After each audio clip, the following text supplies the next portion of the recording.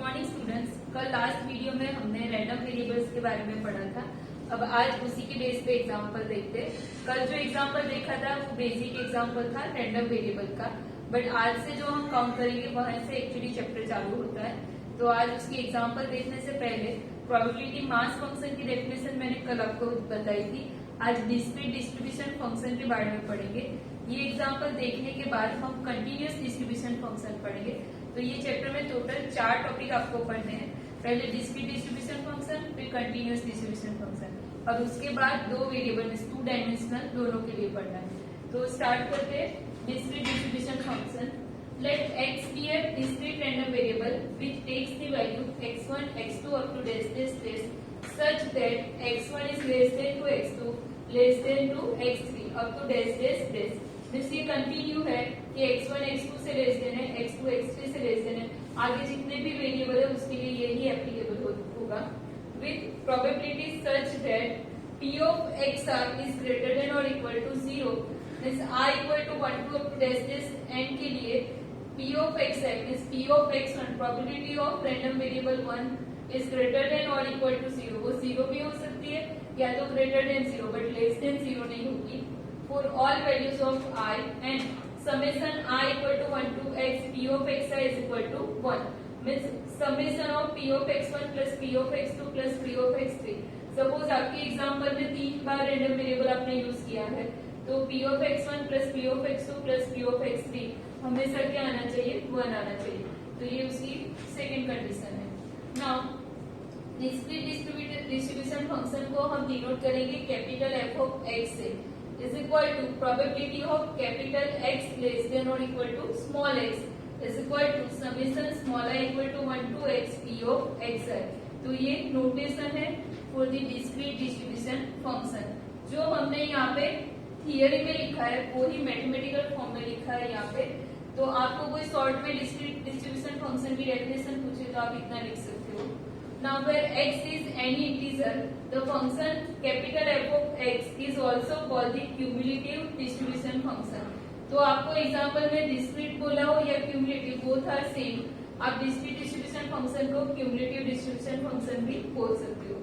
The set of pairs xi, f of x I equal to 1 to up to dash n is called the cumulative probability distribution।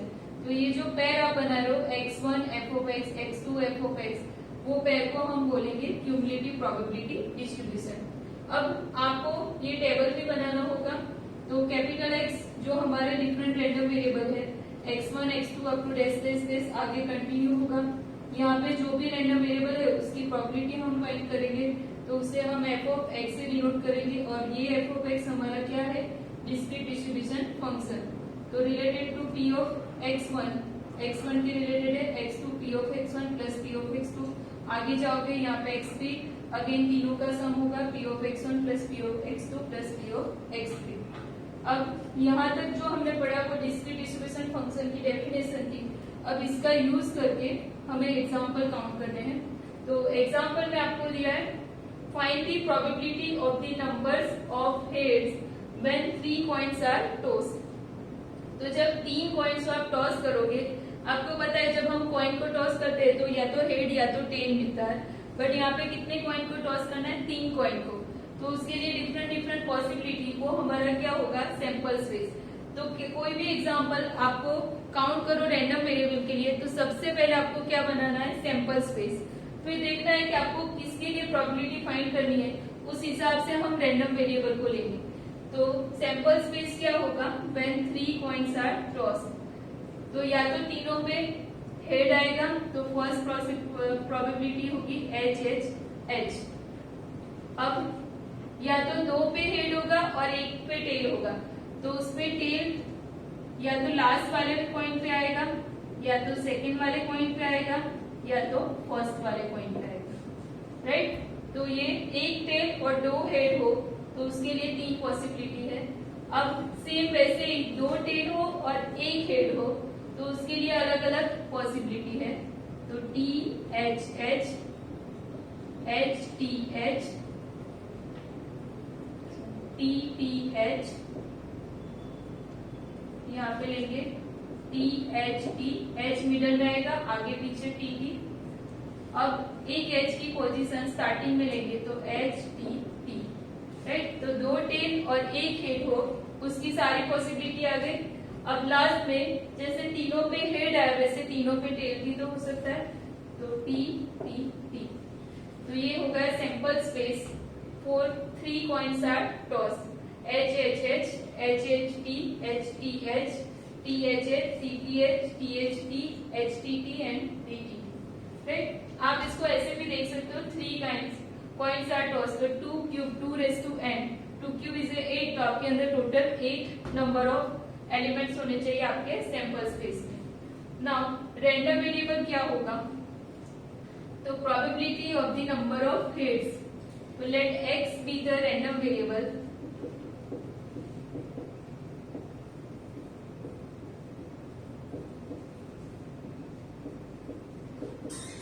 to find the probability of number of heads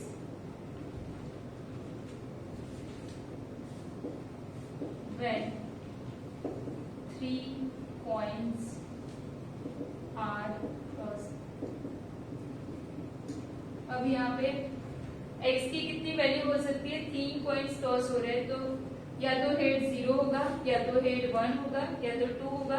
maximum कितने head है, 3, तो x can be take the value 0 1 2 3। अगर यहाँ पे सिर्फ h and t 2 होते तो means वहां पे सिर्फ 0 एंड 1 ही आता है, एक हेड एंड दूसरा टेल। तो डिफरेंट डिफरेंट एग्जाम्पल के हिसाब से रैंडम वेरिएबल की वैल्यू भी चेंज होती जाएगी। अब हम प्रोबेबिलिटी फाइंड करते हैं, p at x equal to 0 means p at no head. आपके सैंपल स्पेस में ऐसे कितने एलिमेंट है जिसमें एक भी हेड नहीं है, तो वो आएगा t t t, तो उसकी प्रोबेबिलिटी कितनी होगी 1/, क्योंकि ऐसा सिर्फ एक ही एलिमेंट है और total number of elements in a sample space is 8। Same here p at x equal to 1 means p at 1 head, तो 1 हेड वाले एलिमेंट्स कितने हैं, यहाँ पे T T H, T H T and H T T, ये तीनों elements आ गए। तो इसकी probability number of elements with head 3 and total number of elements in a sample space is 8। Same here p at x equal to 2 means p with 2 head, तो 2 head वाले elements हमारे sample space में कितने हैं, एक तो है H H T, second है एच टी एच, थर्ड है टी एच एच। टोटल कितने एलिमेंट हुए, 3, and total number of element in a sample space is 8, तो आंसर आएगा 3/8, same as p at x equal to 1। p at x equal to 3 means probability with 3 head, तो तीनों head हो, ऐसा सिर्फ एक ही एलिमेंट है h h h, तो यहाँ पे अगेन एज फर्स्ट प्रोबेबिलिटी आएगी 1/8, राइट। अब इसका हम प्रोबेबिलिटी डिस्ट्रीब्यूशन फंक्शन का टेबल बनाए तो वो ऐसे बनेगा, यहाँ पे हमारा आएगा x, probability at x equal to small x है, तो पहले x1, x2, x3, x4, p at x equal to 1 वो है x इक्वल टू 0 1/8, 3/8, 3/8, 1/8। आप इसे ऐसे भी लिख सकते हो, एट x इक्वल टू 0 1 2 3, या तो नाम दे दो x1 x2 x3 x4, आपको जो भी कंफर्टेबल लगे आप लिख सकते हो। अब फाइनल कंडीशन जो हमें डिस्क्रीट डिस्ट्रीब्यूशन फंक्शन के लिए summation small i equal to 1 to x p of xi equal to क्या आना चाहिए 1, तो ही आपका आंसर ट्रू है। तो p of xi summation of small i equal to 1 to x p of xi इसे p of x1 plus p of x2 plus p of x3 plus p of x4। तो first है 1/8, second है 3/8 plus 3/8 plus 1/8। तीनों चारों का सम ले तो 1 plus 3 4 plus 3 7 plus 1 8 8/8 is equal to 1। तो जो कंडीशन थी हमारी वो सेटिस्फाई हो रही है। सेकेंड कंडीशन और फर्स्ट कंडीशन तो पहले से सेटिस्फाई हो रही है। All probability is greater than और इक्वल टू 0। तो आपका फाइनल आंसर है ये डिस्क्रीट डिस्ट्रीब्यूशन फंक्शन, उसकी प्रोबेबिलिटी और उसका सम आ रहा है 1। Okay, now we will see the second example of the discrete distribution function. तो सेकंड एग्जांपल में verify whether the following function can be regarded as the probability mass function for the given values of x। तो अब यहाँ पे आपको function already दे दिया है और उसके लिए प्रोबेबिलिटी की वैल्यू भी दी है। आपको सिर्फ वेरीफाई करना है कि वो प्रोबेबिलिटी मास फंक्शन है या नहीं है। तो प्रोबेबिलिटी मास फंक्शन होने की दो कंडीशन है। एक तो फर्स्ट है p ऑफ xi क्या होना चाहिए, ग्रेटर देन और इक्वल टू 0। और सेकेंड कंडीशन है summation small i equal to 1 to x p of xi equal to क्या होना चाहिए 1। ये दोनों कंडीशन अगर सेटिस्फाई कर रहा है then it is a probability mass function, otherwise not. तो आप पहले अगर फर्स्ट कंडीशन में लेस देन 0 आ जाता है तो आपको सेकेंड कंडीशन चेक करने की जरूरत नहीं है। तो फर्स्ट देखते हैं p at x equal to small x equal to 1/5 for x equal to 0 1 2 3 4 means x की वैल्यू 0 से लेकर 4 तक प्रोबेबिलिटी की वैल्यू क्या है 1/5 और फॉर अदरवाइज मीन्स और कोई भी x की वैल्यू हो उसका आंसर क्या है 0। तो 1/5 ऑब्वियसली ग्रेटर देन और इक्वल टू 0 है। तो फर्स्ट कंडीशन हमारी सेटिस्फाई हो रही है। तो यहाँ पे लिखते answer 1। Here p of xi is a 1/5 and second क्या है 0 which is greater than or equal to 0 means first condition हमारी क्या हो रही है satisfied।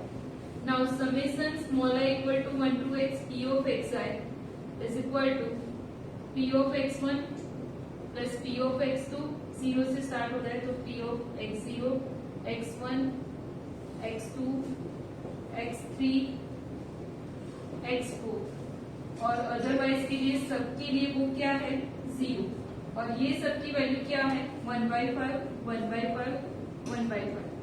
तो 5 टाइम्स 1/5 प्लस 0 0 ऐड करेंगे तो वैल्यू ऐसी की रहेगी 5/5 विच इज इक्वल टू 1। तो फर्स्ट कंडीशन भी सेटिस्फाई हो रही है, सेकेंड कंडीशन भी सेटिस्फाई हो रही है। तो p at x equal to x is a probability mass function क्योंकि वो दोनों कंडीशन को सेटिस्फाई करते हैं। राइट, अब सेकेंड देखते हैं। तो सेकेंड में p at x equal to x is equal to x minus 2/5 for x equal to 1 2 3 4 5 and 0 for otherwise. जैसे फर्स्ट वाले में था अदर वैल्यू के लिए 0 दे दिया है और 1 2 3 4 5 वहां पे 0 से लेकर 4 तक था, यहाँ से 1 से लेकर 5 तक। तो ये वैल्यू x की दी है, हम वैल्यू रख के चेक करते तो 1 के लिए क्या वैल्यू आएगी p at x equal to 1 is 1 minus 2/5 क्या आएगी वैल्यू -1/5। तो -1/5 इज लेस देन 0। तो हमारी फर्स्ट कंडीशन क्या है प्रोबेबिलिटी मास फंक्शन की कि p of xi वो क्या होना चाहिए ग्रेटर देन और इक्वल टू 0। वो कंडीशन सेटिस्फाई नहीं हो रही, therefore p at x equal to x is not probability mass function.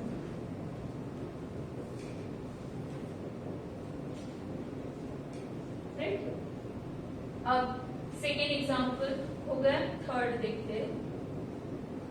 तो थर्ड में आपको एक टेबल दिया है, डिस्ट्रीब्यूशन फंक्शन ही दिया है कि at x equal to small x वो वैल्यू है 0 1 2 3। वहां पे प्रोबेबिलिटी की वैल्यू भी आपको दे दी है। अब प्रोबेबिलिटी की वैल्यू 0 पे क्या है 0.4, 1 पे 0.3 है, 2 पे 0.2 है और थर्ड पे 0.1. ऑल आर ग्रेटर देन और equal to 0 means first condition satisfy हो रही है. तो यहाँ पे लिखिए p at x equal to 0 is a 0.4, p at x equal to 1 is a 0.3, p at x equal to 2 is a 0.2 and p at x equal to 3 is a 0.1. All are greater than or equal to 0 or greater than 0.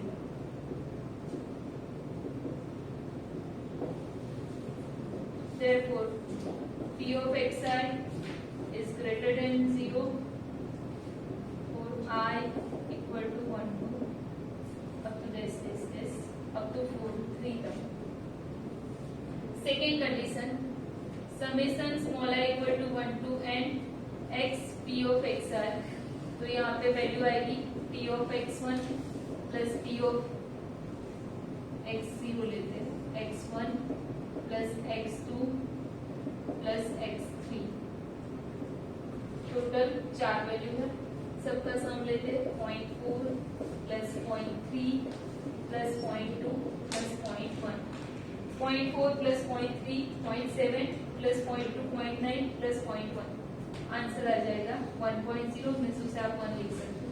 तो second condition भी satisfy हो रही है. Therefore, p at capital X equal to small x is a probability mass function. तो तीनों के लिए verify हो गया. First is a probability mass function, second is not a probability mass function and third is a probability mass function. अब next example देखते हैं. A random variable x has the probability mass function is given by, यहाँ पे भी आपको probability mass function दे दिया है. x 1 2 3 4 value के लिए probability है 0.1 0.2 0.5 0.2, राइट. तो find probability between 2 to 4, but यहाँ पे 2 लेस देन और equal to x less than 4 means यहाँ पे 2 को इंक्लूड करना है बट 4 को इंक्लूड नहीं करना है. सेकेंड में p x greater than 2 means 2 को इंक्लूड नहीं करना है, greater than 2 means p at 3 and p at 4 find करना है. Then p x is odd, तो ऑड नंबर कितने हैं, सिर्फ 2 ही है 1 and 3. And p at x is even, तो इवन नंबर कितने हैं, तो 2 एंड 4. तो यहाँ पे फाइंड करते हैं. फर्स्ट में p at 2 less than equal to x less than 4, तो सम होगा p at x equal to 2 plus p at x equal to 3. 4 and include नहीं होगा क्योंकि यहाँ पे इक्वल टू साइन नहीं है. अगर यहाँ पे लेस देन और इक्वल टू 4 लिखा होता है तो हम p at x equal to 4 लिखते. तो यहाँ पे p at x equal to 2 है 0.2, p at x equal to 3 है 0.5. आपका आंसर आएगा 0.7, right. Same here second find करते हैं.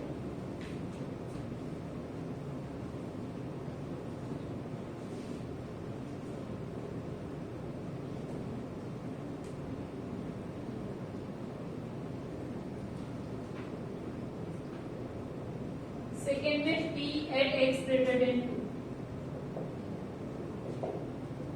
तो x ग्रेटर देन 2, 2 को इंक्लूड नहीं करना है, सिर्फ 2 वैल्यू आएगी 3 एंड 4. तो p at x equal to 3 plus p at x equal to 4. तो at 3 पे वैल्यू है 0.5 एंड at 4 पे वैल्यू है 0.2. तो 0.5 plus 0.2 is 0.7. Then third, p at x is odd. जब आपका रैंडम वेरिएबल ऑड नंबर, तो वहां पे मैंने पहले ही आपको बताया 2 नंबर आएंगे 1 एंड 3. तो p at x equal to 1 plus p at x equal to 3. तो 1 पे वैल्यू आ रही है 0.1 एंड 3 पे वैल्यू आ रही है 0.5. आंसर आएगा 0.6. And last one, p at x is even. तो इसमें अगेन 2 नंबर आएंगे 2 एंड 4. तो even number p at x equal to 2 plus p at x equal to 4। Adding x equal to 2 probability है 0.2 and x equal to 4 पे probability है 0.2, तो answer आएगा 0.4। तो फर्स्ट वाले में 0.7, सेकेंड में 0.7, 0.6 एंड 0.4, राइट। तो फर्स्ट एग्जांपल में चेक करना था कि वो प्रोबेबिलिटी मास फंक्शन है या नहीं है, और इसमें वो फंक्शन दे दिया था और प्रोबेबिलिटी फाइंड करनी थी, राइट। अब आगे का एग्जांपल देखते हैं। If the random variable x takes the value 1, 2, 3 and 4 such that 2 times p at x equal to 1 is equal to 3 times p at x equal to 2 is equal to p at x equal to 3 equal to 5 times p at x equal to 4, then find the probability distribution। अब इसमें आपको probability distribution find करना है, means वो जो table बनाते हैं हमें वो बनाना है, बट आपको कोई भी वैल्यू दी नहीं है। तो कोई भी वैल्यू नहीं दी है तो हमें एज्यूम करनी है, और सबके बीच का एक रिलेशन दिया है, तो वो रिलेशन से हम उसकी वैल्यू फाइंड कर सकते हैं। तो सपोज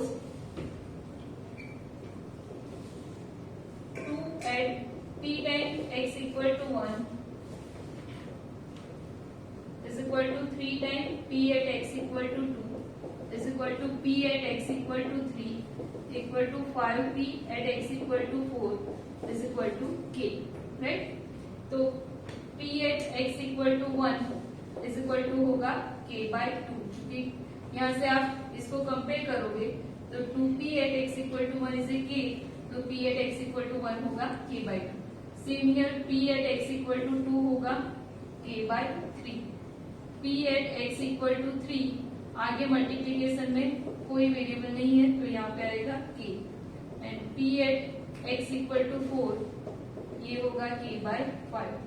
अब प्रोबेबिलिटी मास फंक्शन के लिए हमें कंडीशन पता है, इट इज ग्रेटर देन और इक्वल टू 0, तो k ग्रेटर देन है या लेस देन है वो हम पहले से डिसाइड नहीं कर सकते, बट ये चारों का सम 1 है वो हमें पता है। तो summation of p at x equal to 1 plus p at x equal to 2 plus p at x equal to 3 plus p at x equal to 4 is equal to 1। ये हम इसलिए ले रहे हैं क्योंकि आपको दे दिया कि ये प्रोबेबिलिटी डिस्ट्रीब्यूशन है। तो इसकी वैल्यू है k by 2 plus k by 3 plus k by 5 is equal to 1। आप नीचे एलसीएम लोगे तो 30 का एलसीएम आएगा, तो नीचे आप यहाँ पे एलसीएम ले रहे हो 15k plus 10k plus 30k plus 6k is equal to 1। तो ऊपर आप सम लोगे तो 61 होगा, तो k is equal to 30 by 61 इतना मिलेगा, राइट। तो k की वैल्यू आपको मिल गई। अब हम प्रोबेबिलिटी डिस्ट्रीब्यूशन बना सकते हैं। तो प्रोबेबिलिटी डिस्ट्रीब्यूशन हमारा बनेगा at x equal to small x, where x की डिफरेंट वैल्यू है 1, 2, 3 and 4। p at x equal to x, तो फर्स्ट में वैल्यू है k बाई 2, बट k क्या है 30 बाई 61, तो 30 बाई 2 इज 15, तो यहाँ पे आंसर आएगा 50 बाई 61। सेकेंड में k बाई 3, तो 30 बाई 61 इंटू 3 ऐसे आएगा, तो 3 इंटू 10 कैंसिल हो जाएगा, तो यहाँ पे आंसर आएगा 10 by 61। Then x equal to 3 में k एज इट इज है, तो आंसर आएगा 30 बाय 61। एंड लास्ट वाले में k बाय 5, तो 30 बाय 61 इंटू 5, तो 5 इंटू 6, तो 6 बाय 61। अब आप यहाँ से इसका सम चेक करना चाहो तो भी कर सकते हो। 15 plus 10 is 25 plus 6 31 plus 30 61 by 61, आपकी प्रोबेबिलिटी का सम हो जाएगा 1। तो प्रोबेबिलिटी डिस्ट्रीब्यूशन हमें फाइंड करना था, वो हमने फाइंड कर लिया। तो मैंने चारों टाइप के एग्जांपल आपको करवाए। एक में प्रोबेबिलिटी नहीं दी थी तो आपको k के हिसाब से फाइंड करना था, फर्स्ट वाले में रैंडम वेरिएबल फाइंड करना था, सेकेंड में प्रोबेबिलिटी मास फंक्शन है या नहीं वो चेक करना था, और थर्ड वाले में आपको दिया था probability mass function, but different value के लिए आपको उसे फाइंड करना है। तो आई होप आपको चारों एग्जाम्पल समझ में आए होंगे। ठीक है, थैंक यू।